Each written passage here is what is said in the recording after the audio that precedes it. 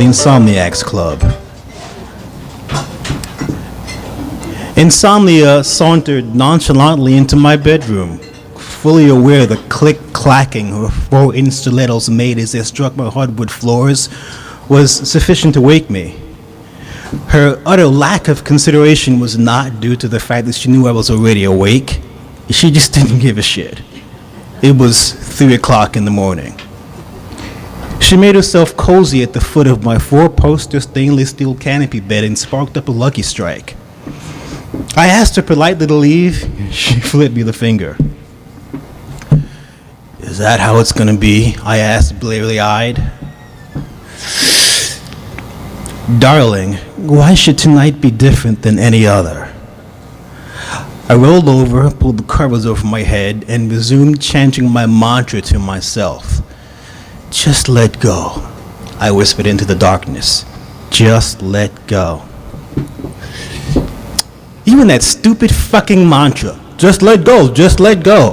How's that working for you? She snarked in her best Dr. Phil's voice. She knows I hate it when she does a Dr. Phil voice. I sat up in bed, glowering at her, and she correctly interpreted my silence as capitulation. I do so enjoy your sense of frustration. It's succulent. Now that we've gotten that out of the way, shall we do roll call? Jack from Brooklyn, she called out to nobody in particular. I nodded in reluctant agreement. Good, she said. This meeting of the Insomniacs Club will now come to order. Sleep used to be my lover. Blissful, uninterrupted sleep used to bless me nightly with her visits. In years past, we would make love all night long, pause for sustenance, and then resume until the late hours of the afternoon or until the affairs of the day simply demanded we desist. I would wake refreshed, renewed, invigorated. That was before the divorce, before Betty, before Tatiana, and long before Zara.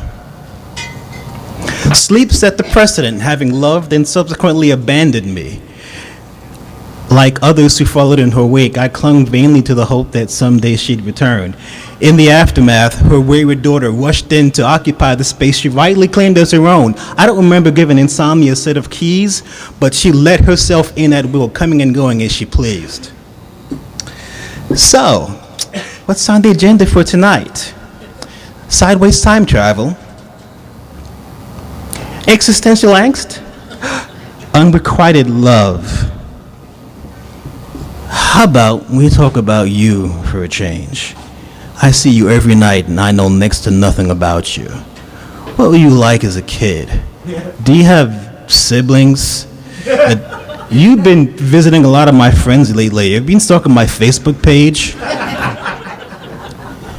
She stood, put her foot on her bed, and pulled a garter from a hip, pulled the hip flask from a garter. She took 2-3 swigs of some unknown elixir which smelled to me like cappuccino, and paused pregnantly. I'm sure you've met my mom, Sleep. Obviously you know my dad, Stress. I guess at some point Mom really loved Dad. She's got a thing for workaholics, but the two of them should never have procreated. I was born in Sumer, around the time of Gilgamesh, which I guess makes me Akkadian. The Mesopotamians had just begun to leave their farms and congregate in cities. Those folks really knew how to party. Family, you've met my sisters, Stress and Doubt. You know my cousin Nightmare intimately. You're one of her favorites, you know. As often as I'm here, you think the three of us are having a menage, but she's always leaving just as I arrive. Those three alone have sent me enough business to keep me vibrant for the past 10,000 years. But this new modern age you live in has birthed all new gods to serve my interests. It began with intercontinental travel, who sired jet lag, but that was just a portent of things to come. Internet, Starbucks, television, video games, porn, all of technology's children pay homage to me. And this latest deity, social media, oh my, I've never felt more alive. But all of them combined have not brought me as many as my great aunt once removed. Love sends me her young and her old, her joyful and her disconsolate. All who love eventually spend the night in my arms. I keep a house in Istanbul for when I'm feeling corporeal, and I've got a condo in Tribeca. I gotta tell you, I love New York City. I've seen every corner of this great green globe, but nowhere has ever made me feel quite so much at home like the city that never sleeps. As for this delusion that you are somehow special, my dear, let me assure you, I am ubiquitous. At the moment, 1 billion manifestations of me are keeping the sleepless company tonight. Few of them, however, are cognizant enough to realize they're being visited by divinity. Fewer still are vain enough to personify me and attempt to engage me in conversation. Vain? I perked up. Nobody asked you to be here. Nobody wants you, nobody loves you, and at this ungodly hour of the night/morning, you're the absolute last person I want to see in my bedroom. And you've got the nerve to refer to the people who suffer your presence as acolytes? Fuck you, insomnia. Fuck me. I'm not the one having a conversation with a figment of his imagination instead of sleeping. Maybe if you'd had the balls to confront that knot in the pit of your stomach last night, we would have avoided this entirely. Fuck me? She took a half-inch of ash and put it out in a cigarette in a shot glass to an ashtray, and then spoke through a singular discordant voice as if her myriad forms were all speaking at once. A word to the wise, Jackie boy. People who live in glass houses shouldn't throw stones at goddesses with bazookas. I'm a deathless, ageless umbra, capable of unreasonable pettiness. If you ever take that tone with me again, I'll make it my business to make sure you never enjoy another peaceful night's sleep in your life. Insomnia is such a bitch. There are no clocks in my home. When I drag myself out of bed and go downstairs in the middle of the night, I make it a point to avoid either the pale glow of the microwave or the cable box. It's time for a cocktail. I rummage through my closets.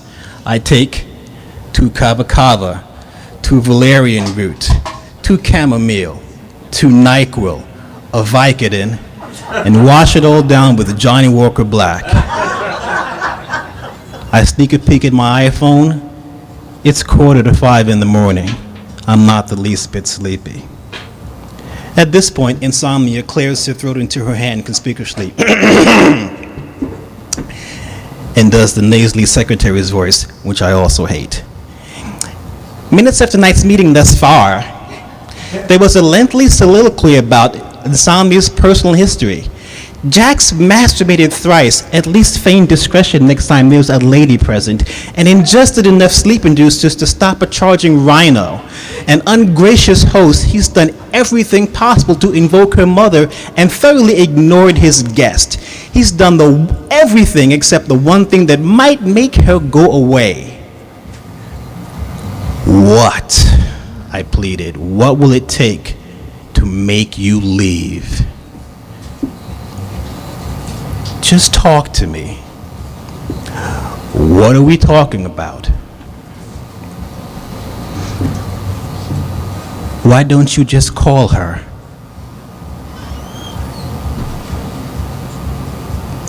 My heart leaped into my throat and my blood froze in my veins. Calling her isn't an option. She's not speaking to me. Is that why you keep telling yourself to just let go? No. I know that time is going to steal the essence of our memory. I know time will steal taste of her kiss, the musky scent of the love we made. So, what are you afraid of? I bit my bottom lip hard enough to draw blood. I'm afraid, I choked. Nobody will ever make me feel that way again. Now is that so hard, she said. Like flossing with razor blades. Insomnia and I made our way back upstairs. Morning had just begun to illuminate my bedroom through my French doors. She assumed the inside spoon position and wrapped my arm around her. Sleep like you fuck, she said. Hard and deep for a couple hours. When you see my mom, tell her I said hello. I felt the weight of my eyelids begin to overcome me. This meeting of the Insomniacs Club, she pronounced, is now adjourned.